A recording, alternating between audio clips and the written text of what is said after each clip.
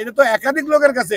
আপনারা যান সুচরিতা ভাবির কাছে, আপনারা যান নায়িকা আন্নার কাছে, যান ওই অভিনেত্রী আন্না ভাই তার মনে মনে কিয়া ভাবির কাছে। ভাই মনে মনে গোপনে কি তার ক্ষোভ ছিল যে মরে আমি স্পষ্টবাদী, এই জায়গায় তার সম্পদ থাকলে সেই সম্পদ শিল্পী সমিতির মাধ্যমে শিল্পীদের, অসহায় বহু শিল্পী আছে যে তাদের কাজ নাই, ওইটা ফিক্সড করে রাখা যে টাকা থাকবে সেই টাকা বছর বছর আসবে।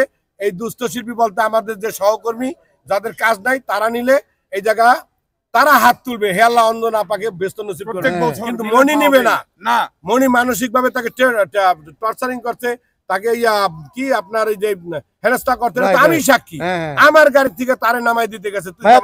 তার কি ইয়ে ছিল যে ব্ল্যাকমেল করে যে তার সম্পত্তি হাতিয়ে না কোনো না, এরকম কিছু ভাই আমি আন্দাজে বলতে পারবো না, এটা তো তদন্ত কমিটি করতে আছে। তবে আমার একটাই ক্ষোভ, ভরপুর অভিমান, যে তুই কেন আমাদেরকে জানাইলি না যে আমার আম্মু অসুস্থ। তুই যখন এই কাঞ্চন মেরে নিয়ে শুভেচ্ছা দিতালি, ওইখানে তুই লেখ আমার আম্মু অঞ্জনা অসুস্থ।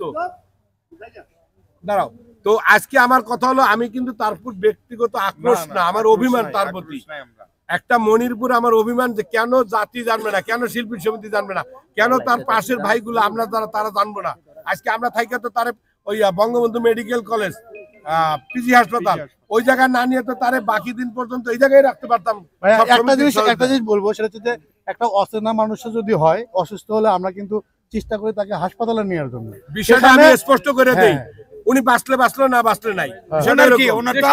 মনের টান থাকতো, রক্তের টান থাকতো, তাইলে আমি আমার সর্বোচ্চ বিক্রি করে হলো আমি হাসপাতাল বন্ধ নেবো। অনেক রুগী এরকম পড়ে আছে যে বাপ মা সব শেষ করে দিছে ক্যান্সারে, এরপরে বাপে মারা গেছে, সম্পত্তি বেঁচে লাশ ছাড়াই নিছে, কিন্তু এই জায়গায় সেই জিনিসটা পাইনি আমরা। সে কেন বিনা পয়সার হাসপাতালে নিল, আর নেওয়া মাত্রই তারে লাইফ সাপোর্ট দেওয়া হইলো কেন? এটা আপনারা প্রশ্ন করেন না কেন? তারে আমরা তো করছি, উত্তর তো দিতে চায় না, উনি উত্তর তো দেয় নাই। উনি উত্তর দেয় নাই, 3 দিনের মাথা উত্তর দিবে, পরে দিবে 3 দিন পরে কোন গ্যারান্টি উনারে আমরা পাবো? মনিকে না না পাওয়া যাবে, যেহেতু অঞ্জনা আপার মেয়ে জামাই যেহেতু দায়িত্ব নিছে, 3 দিন পর তাকে পাওয়া যাবে।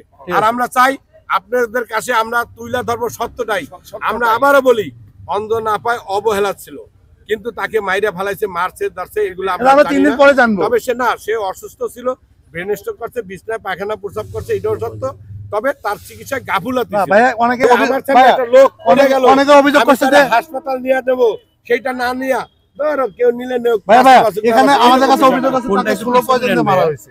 এই বিষয়ে আমি আসলে ভাই কিছু বলতে পারবো না। 16